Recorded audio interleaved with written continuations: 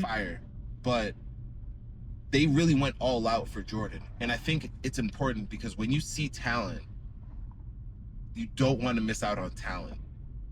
Right. Like, even if it's not a direct person, even if it's a brand partnership, it's like, that is part of the lore of Nike. It's all about who you associate yourself with repetitively.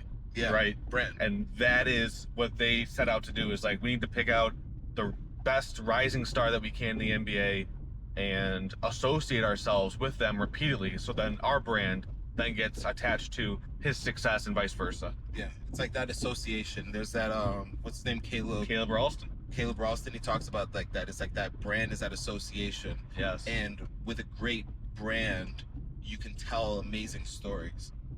Tying this into Steve Jobs, there's this video where he talks about their new campaign. He's unveiling their new campaign, marketing campaign, the Think Different campaign. When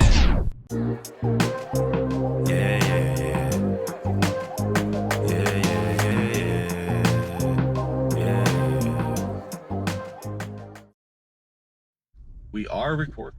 Are we back? We are back here for another week. Another Founders Founders Drive, where we will jump into another Founders story, see what drove them, and see what we can learn from them.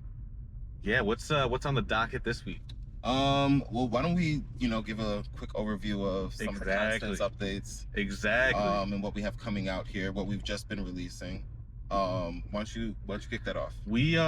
So this week we're doing a little bit more with Muse, trying to make sure that Muse is all encompassing, making sure that you don't have to go to other sites or other, pages on our site to get all the help you need. Muse should be able to help you with whatever you need, right in the text box. Yeah. And so that's one of the changes that we've done. We've also updated the video on the landing page. So if anyone is interested in looking at that, I think it's actually a really good video talking about our mission, what drives us, and why we're doing what we're doing. And very specifically, how to make money online. I know that there's like a lot of noise out there, and I know that there's a feeling that I should be able to be making money online, but a lot of people don't know where to start. Yep. And that new video is aimed at answering that question right there, is where do I start when I'm trying to pursue becoming an entrepreneur? And I try to break it down in a very systematic way where you just have something that you can actually walk away with and start right away. And that's the whole ethos of the product anyway. And so of course the tools are made to support that, but there's also a lot of information that just can be gleaned from that and can be applied just in this new world right now. Because I'll tell you what, man, there's a lot of turbulence, a lot happening right now. That's true. That we want to help contribute to and help with. So yeah, and so like that's all going live by the time you guys see this. Yep. And so we'd actually love some feedback on that video too. Yeah. So if you guys see that, drop it below. Exactly. It's been the other thing that you hit on was the help docs, and this is kind of, maybe we go into this more on the super secret Founders Drive. Sure. But just the idea of, there's so many products out there, and it's so hard to know how to use the product or where to start. And I feel like help docs, making it easy for people to understand how to jump into the process, is an underrated part of product building, because we get so used to building the product that by the time we get in there and use it, like, we know it like the back of our hand. But when somebody else comes up there, they're like, I don't know what to do with this, I have to think too much, I'm just gonna go and use something else that's a little bit more clear to me, even if it's not the best thing for me. So I find that, like, I don't know, I'm really excited about that, because I think it just makes it a lot more consumable. Oh, absolutely. Yeah, and it just, should help with a lot of people, like you said, hitting the site and actually knowing what they can do, what they can achieve. Because now it's open to guests. Yes. So even better. Oh, also in the Super Secret Founders Drive, just to put a pin here, is we should talk about a couple of the conversations we had this week. Yes, we will. And break into that, because I think that we learned a lot from that. And that's kind of shaping the way that I'm looking at the way that we're approaching startups and business in Detroit, but just in this time all together. So yeah, and if you guys want to check that video out, it's on Constants and Constants only. Yeah. So check that out. Stuff. Yes. But let's jump into the founder of today. The founder of today is who is it? Phil Knight, the shoe dog. The shoe dog The himself. shoe dog, yes, the shoe dog himself, Phil Knight. He's an interesting character, actually. Man, he's an interesting character, but it's amazing to me how many people wear his products but probably have no idea about him and his story. What are his products? No, he makes it's Nike. Nike. He's the co-founder of Nike. Just do it. Founded it in 1964. It was formerly known as Blue Ribbon. That's true. And that was a testament to his track and field career, which he started obviously when he was younger, but he is highlighted when he was at Oregon, the university, and when he was running there under the great coach Bowerman. Yeah. And that kind of set him on this journey where he knew that he didn't want to go through the traditional path, and he knew that he wanted to make an impact on the world, but he had a long quest to get there. And so I'm still in the process of reading the book, but I've, done some research here and there. I know that you've done some research as well. And so I'm pretty excited to get into some high moments of his life and take away some nuggets that we can also apply to what we're doing in our space. Yeah, you touched on it there kind of at the beginning of his start in track and field, right? Nike's all about athletes, obviously, and athletic wear and that kind of stuff. But starting out, he wanted to go for gold. Yeah. Even when he was in track and field, he was like, yo, I'm going to go for the top of the top. I think it was him trying to break the world record at the time for the mile. So around that time, Roger Bannister broke the 4-minute mile barrier. And that's just a quick segue that we can take, because I think it speaks a lot to how we have these limiting beliefs and these psychological blockers. But then once one person does this thing that everybody else deems impossible, it's gold rush. it opens up the floodgates for everybody else. They're like, oh, we can do that? And there's probably parallels to this in technology, which I'm sure that we can get into later. But in this specific instance, Roger Bannister broke the 4-minute mile, and it's whenever a world record's broken in track, it becomes something that's just it merits a lot of attention, because that's what everybody's aiming to achieve. And so he breaks the 4-minute mile. That's tough as I could never even imagine myself doing that. Talk about psychological and physical barriers. If any, you guys know what a track looks like. Yeah. It's 1 minute every single lap on the track. Yes, continuous. That's insane. I can't get through a whole lap in a minute. Right. In 60 seconds. And then if I am, I'm heaving and dying here. Well, Bowerman had this methodology. I mean, he was a unique coach. Mm-hmm. And he had this methodology where it's get out as fast as you can for the first 2 laps, got out the 3rd lap, and then finish strong, which is impossible. And just go hard the whole time. Yeah, which is impossible. And Phil Knight talks about that, but it led to so much success because Bowerman was the one who, I think he had the most people break the 4-minute mile, at least in the time period that he was coaching. And he used to work them hard, but he also introduced this concept of rest, which was not a popular concept at the time. We talk about hustle culture now. Yeah. People were doing hustle culture with athletics back then, which sounds ridiculous. It's no, just keep working out, never take a break, and you'll be on.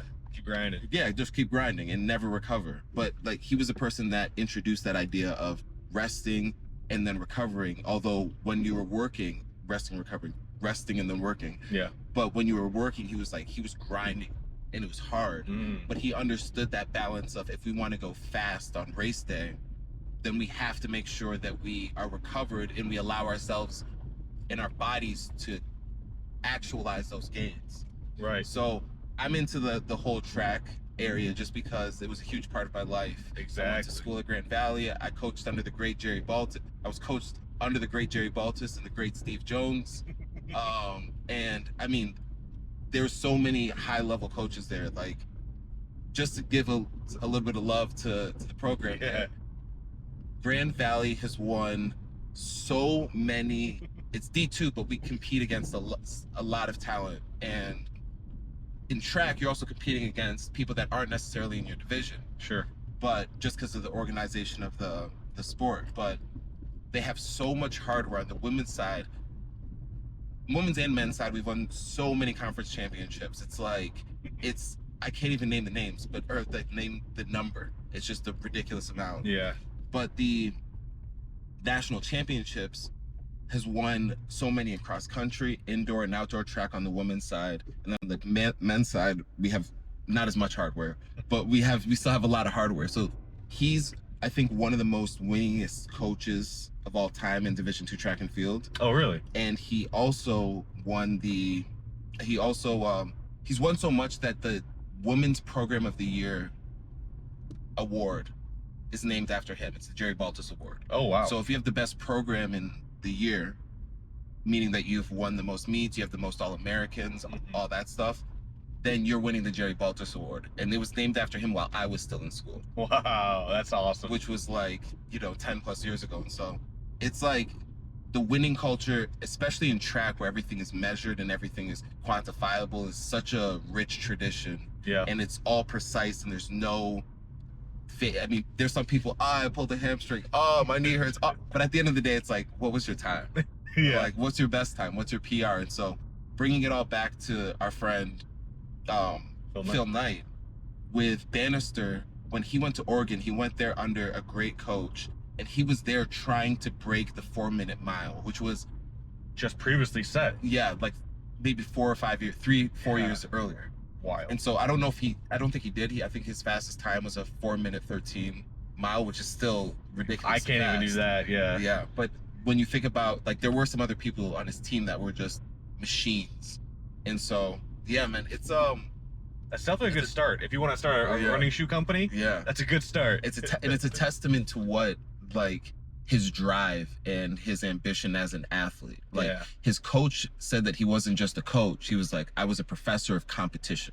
And so everything was about getting people mentally psyched for competition, making sure that they put the work in to compete. He was always tweaking the different shoes to make sure that his athletes could get the best performance out of them, which was interesting with Phil Knight, because Phil Knight wasn't the best athlete on the team, but he was pretty good. Yeah. And so he ended up being his guinea pig, the coach's guinea pig, because he was like, I don't want to mess with the best athletes by experimenting him, but can I take this one guy and make him better by changing his gear and changing how it's designed? So he would make shoes. He would give them shoes and say, hey, you're running in this today. He would give them spikes and say, hey, you're running in this today. Wow. And so he was just very passionate, very experimental, and very creative, and obsessed with winning and competition.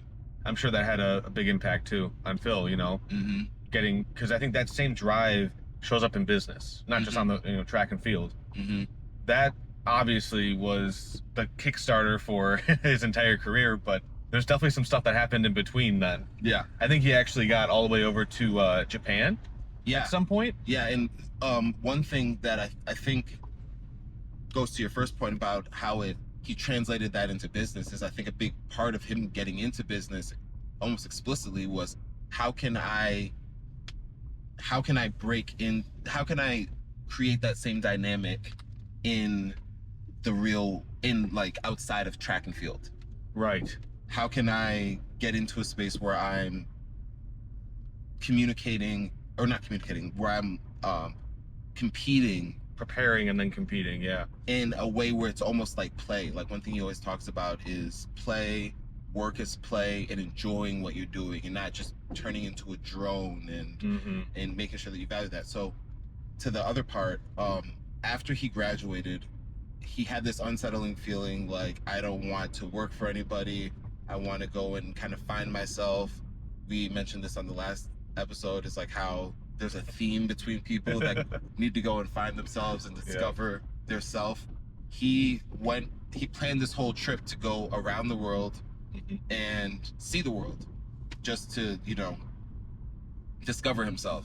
And he pulled in one of his friends. He was down. At first he was like, hey man, this is super dope. I've never seen anybody do this. And keep in mind, this is in the 60s. This isn't going on Google and being like, skip leg my trip. Yeah. It's like, you're Paper really maps planning this whole itinerary yeah. and organizing this. And you're not just on your phone where you can be in the air, connect to the internet and reach out to somebody, or be abroad and then reach out to your friends back home. It's like you're unplugged. You're sending wires. So he ended up convincing his dad to give him some money. His dad was more, you know, straight lined. He wasn't really about the adventurous entrepreneurial stuff. He called one of his friends. His friend was down, and they started out in Hawaii. Okay. They go to Hawaii. They're like, this is amazing. Let's get a job here. They get like an apartment. This is the first stop. Yeah. And they start selling encyclopedias and start selling all of these different, just to get by, make some cash while they're there. And they're terrible at it. They're not making money. His friend ends up meeting a girl and says, hey, I'm staying here. Phil's like, dang, okay, well, I'm going to keep going on my journey. And so then he ends up going to Japan and backpacking, I think, through Greece and some other different sites in Europe. But yeah, like, he ended up doing the worldwide trip by himself without his friend. And he landed in Japan, where he organized the deal with this shoe supplier where they could send him shoes, and he set all that stuff up on that trip. And that obviously like put into motion kind of his entire, you know, relationship with the Japanese shoe market, because they had, I feel like, some tech back then that wasn't exactly available to other industries or other markets. And so making that bridge, that connection to get that supplier on his side, I think was huge. And then I also was reading up on a story around like how he was like, I'm gonna actually make these shoes even better from the supplier. And he had this whole idea to like make the waffle sole using a waffle iron. Yeah. So he would literally put the shoe in a waffle iron to press out the soles, right, in a waffle pattern, in the hope that that would give, you know, the shoe a better aesthetic and also like better performance. Yeah. It's always funny to me how crude some of the processes are in the early days. I don't think that ever stopped either. Like, I think a tagline from just his story was, you know, or is the fact that he's always about like the perfect results, not necessarily the perfect process. Perfect results, not the perfect process. Yeah, so like obviously try and get your processes as best you can, but the thing that really matters is the result. And like you were saying, it's like, okay, your knee might hurt, your elbow or whatever, like you might be sore, but what's your PR? What's your best time? I mean, that's what how fast did you go? That's what everybody cares about at the end of the day. Exactly. It's like, and that's just a descriptive statement. I don't even think it's a should or shouldn't type thing. It's just that's what people care about is results. Exactly. And they don't even care about results that long. It's a very much a what have you done for me lately type thing. Exactly. Yeah. So no, there's a lot of nuggets in his book. One of the things that I really took away just kind of examining his story is he doesn't try to glamorize his journey. Especially not in the material sense. Early on, when in his story, it's a lot of hardships in figuring things out, and there's moments of success, and there are areas where it does make sense to continue, but it's not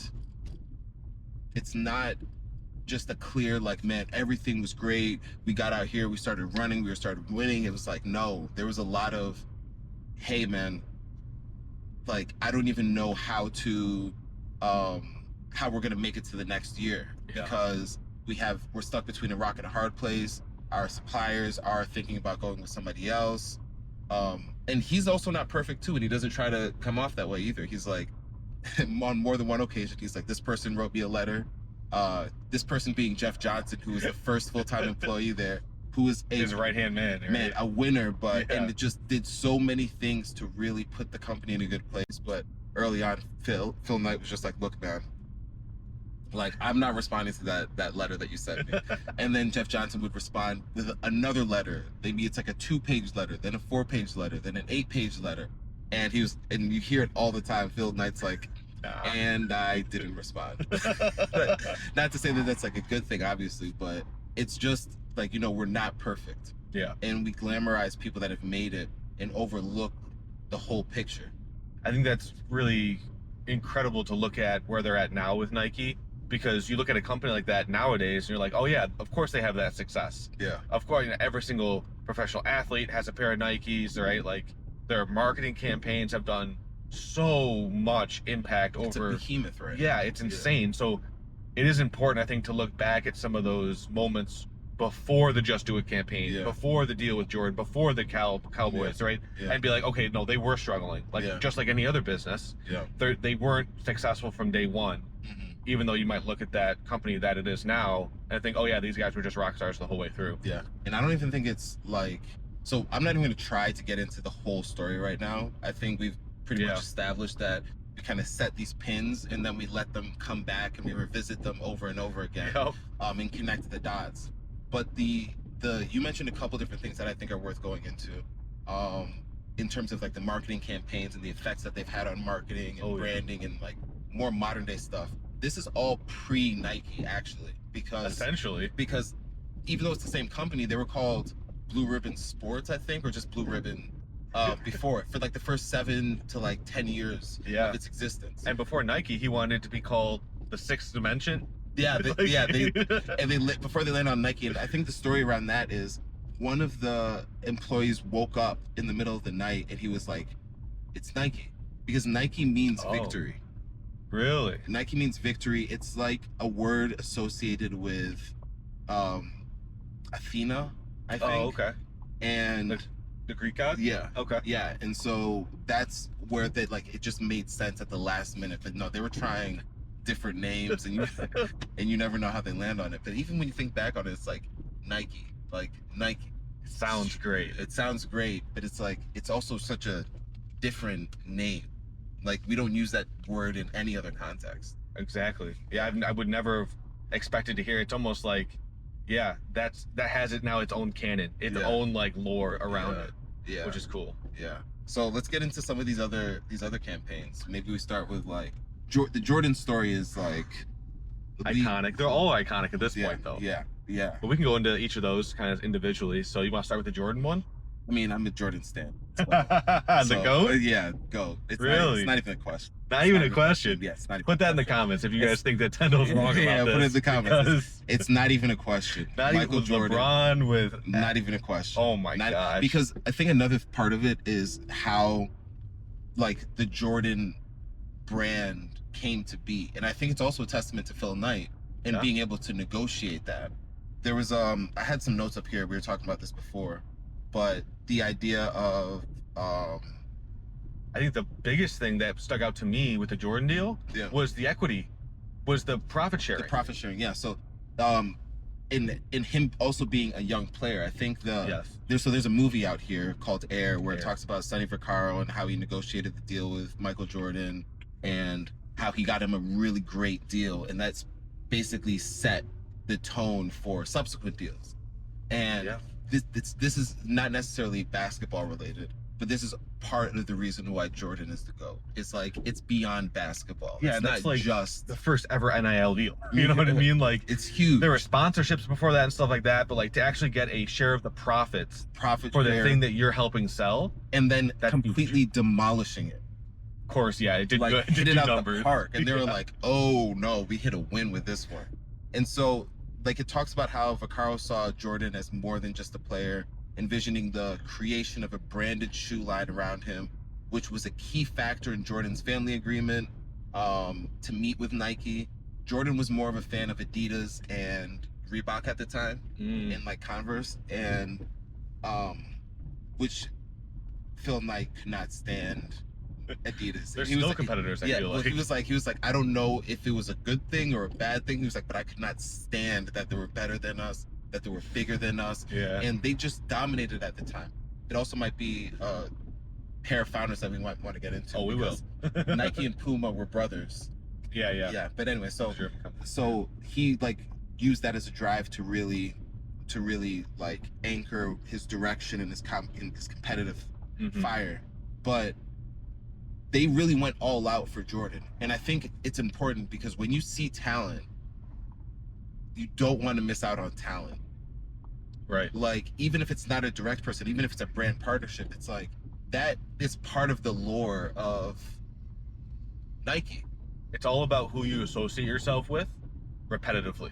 Yeah. Right? Brand. And that is what they set out to do, is like, we need to pick out the best rising star that we can in the NBA and associate ourselves with them repeatedly, so then our brand then gets attached to his success and vice versa. Yeah, it's like that association. There's that what's his name, Caleb Ralston. He talks about like that. It's like that brand is that association. Yes. And with a great brand, you can tell amazing stories.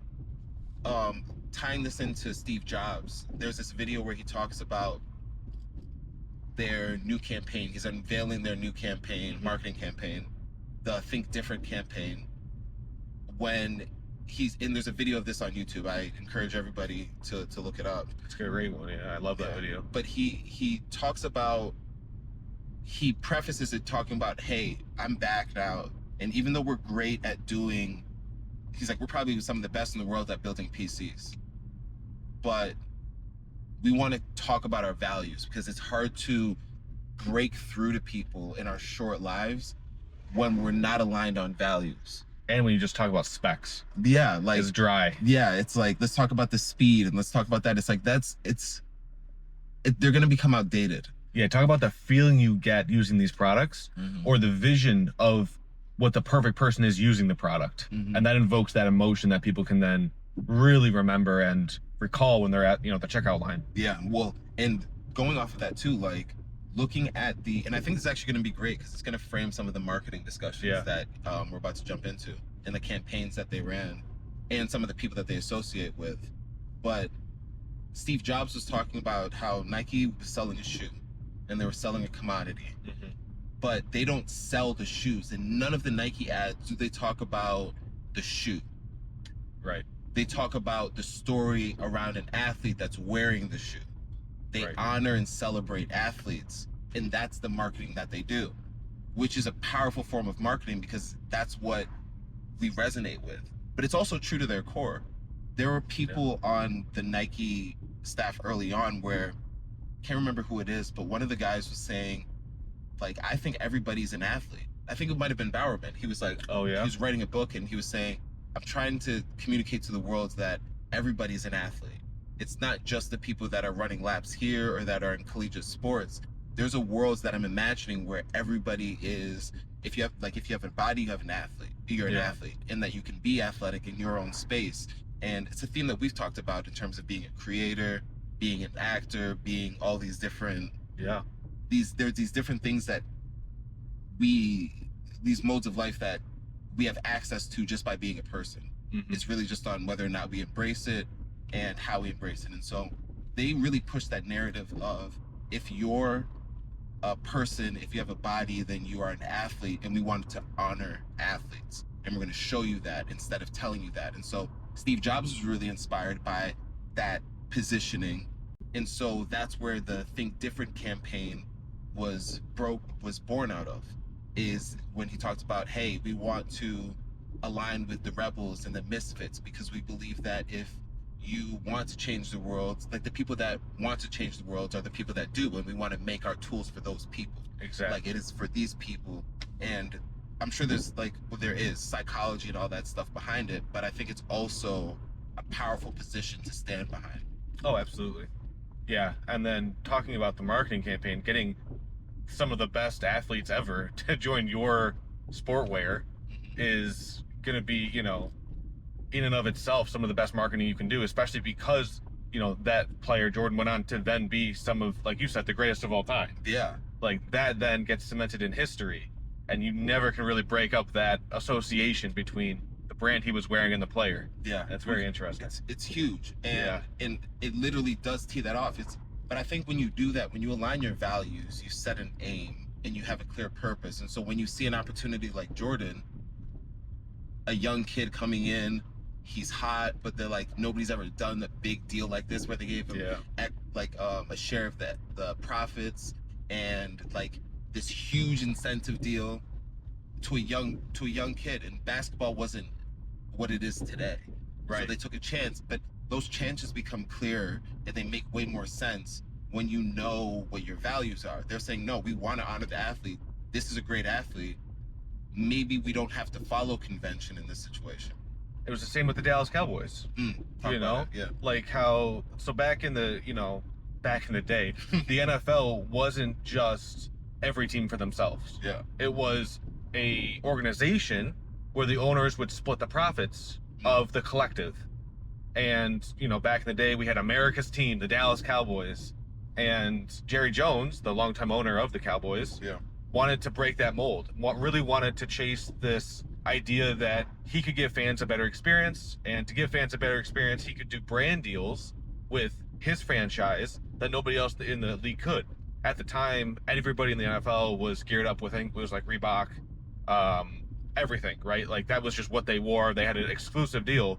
And Jerry Jones is like, no, like, I need some money. First of all, I need to hire Deion Sanders. But I also need, like, a way to make this money in a way that I can support the dreams that I have for my team. And one of the trailblazers in that area was Phil Knight. Because this is, you know, much after the Jordan stuff. So he approached Phil and was like, hey, like, do you guys want to sponsor, as Nike, the entire outfit and the gear that the Dallas Cowboys have? And they ended up doing it. It was the first time that's ever been done. You know, and then obviously since then there's been multiple deals made, but that was like the first time that the NFL was starting to get kind of turned up on its head because Jerry Jones was like, I need to start making these franchise deals for my best interest and for my team. And that kind of opened the gates to say, okay, now other teams can do that. But the important thing is that he turned to Phil Knight. He was like, you're the trailblazer in this area. You've done this before with other teams. Come into this journey with us and we'll make it even, you know, a bigger story. And it worked out really well for them. I mean, the Dallas Cowboys ended up, you know, getting Deion and then going on to win, I think it was at least 2 Super Bowls. Yeah.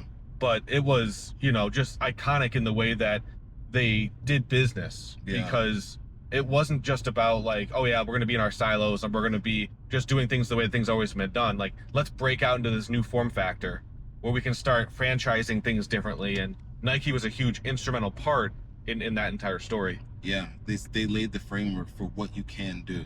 Yeah, and that's super important. Yeah, because if you don't, or if somebody doesn't, no, everyone's just going to keep doing things the way they've always been done. And that's, you know, and like pushing the boundaries on that. It's so hard to think outside of the box. And when you have those situations, sometimes those situations are presented to us and we're just like, nah, like it doesn't really make sense. I'm not going to look at it right a little bit further. Yeah. But when you can pause for a second and say, there's some opportunity here. We can shake things up a little bit. Even if it is just to shake things up a little bit, like that can go a long way. It can. Yeah. So that's interesting. Kind of looking at like down the timeline, because there's Michael Jordan, that was a huge name. There's also, I think it was after Jordan, they did the Just Do It campaign, right?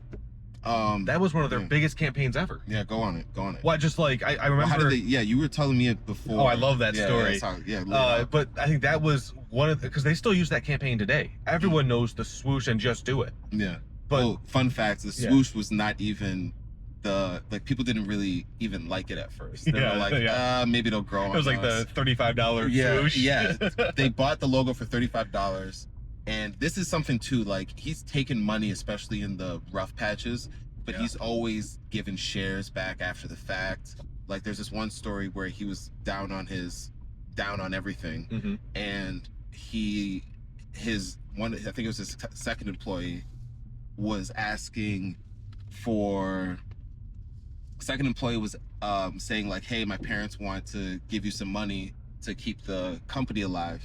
And he was like, I don't know if I can take it. Like, are you sure? I don't want to clean you guys out. And then they're like, no, if our son's working here, we want to make sure that we're supporting it and that we know that. And he took it, but then they ended up exchanging them for shares. And they ended up cashing out at like $1.6 million whenever they IPO'd.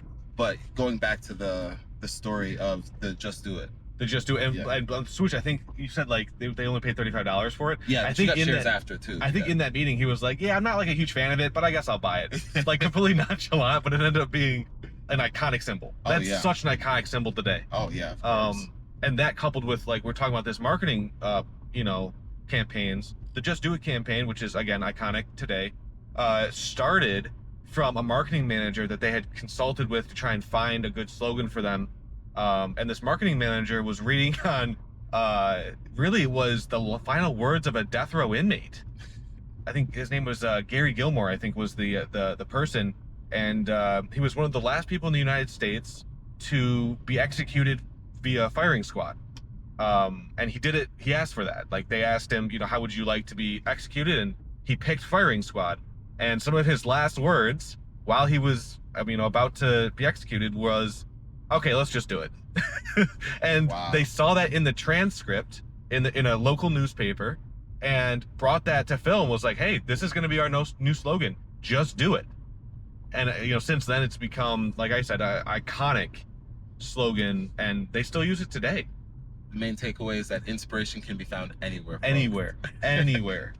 But no, that's a story that I don't think a lot of people have even thought about, Yeah, it's like, just do it. Where did that even come from? And it's here wild. it is, folks. That's where it came from. Yeah. Firing squad. Just do it. Just do it. Let's just do it. And you know what sucks is his last words. He's not even getting it. That's actually it's a little dark, but just the idea that they read it and they were like, "Oh, first of all, we don't even have to pay for anything here." I'm sure they talked about that a little bit. Like, we don't have to pay any royalties on this. Yeah. It's like he's not gonna come back for us and say, yeah, like, "Hey, you guys took my shit." That's but like it ended up being something that was used today, and like I don't think they found a better slogan than that. No, it's amazing. It's simple. It's to the point. It's become something that's iconic, but it also just speaks to the ethos of, if you're an athlete, just do it. Like, don't talk back to your coach, "Oh my God, I don't feel like doing this and that." It's like, just do it. Just do it. There's a lot of angles there where I feel like that phrase works in almost any context, and that's part of the beauty of it. Pretty much any context, you can boil it down to just do it, and it's going to be impactful because it works so universally. Yeah. No, they hit on that one. Yeah, they hit on that one, but they also made it something. Like, one thing I found is there's another world where they take that and somebody goes, "This is stupid, I don't want to do it, like, it doesn't speak to our brand specifically." But it's part of it is also embracing the things that aren't perfect in the moment and then making them work, like making your slogan work for you, making your Nike, your logo, your swoosh work for you, 100%. Making your associations work for you. It's like coming up with the idea to plug the problem is half of the battle, and then after that it's like, how do you represent that and communicate that to the world? And simple is usually better. I mean, just do it. That's what, 8 letters, 3 words, 1 sentence. Like, it's there. Yeah, and I think that's something that more companies could do better with, in their slogans. And I think more companies want that. They want that memorable kind of like phrase or saying that kind of leaks into pretty much, everybody's head, everybody's canon. But very iconic. Then everybody gets their grubby little hands on the logo, and you're like, "Oh my God!" Now it started out so beautiful, elegant, and simple, and now it's this mess. Yeah. That's true. It could happen. They've done a really good job, I think, protecting that brand. Yeah, and really showcasing it for such a positive experience. Yeah, just kind of pointing to some of the other heavy hitters. You look at Tiger Woods. Yeah, the greatest modern golfer of all time. I mean, like, you can go back and look at Nicklaus, Palmer, Gary Player, those guys, but like, Tiger Woods is golf. Like, Tiger Woods, you know what I'm saying? Yeah. Like, Tiger Woods. Yeah. And just the arc of his story, and that's a brand that's closely associated with Nike. I don't think anymore, but for the time where he was winning. And Phil Knight's also one of these guys that's good friends with Michael Jordan and Tiger Woods, and so it's the whole company you keep thing. Serena Williams is another one of those groundbreakers. Even now, Caitlin Clark, another one of those groundbreakers. 100%. LeBron James, like, that's a. I mean, I feel like I can run faster, jump higher with a pair of Nikes, right? And I'm not even like an athlete. It's in the shoes. Make me like Mike.